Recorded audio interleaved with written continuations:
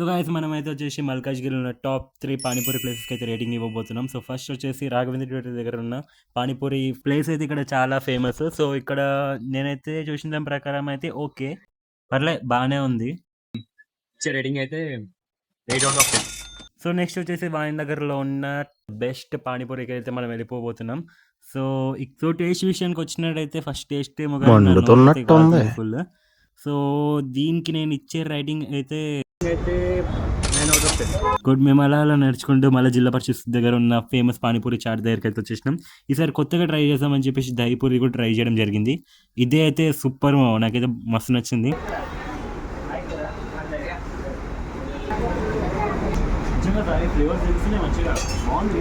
So దీనికి నేను ఇచ్చే రైటింగ్ అయితే ఇప్పుడు బిల్ కట్టకుండా పోతున్నాం. సో బిల్ కట్టినమా లేదా తెలుసుకోవాలంటే keep watching B bike channel.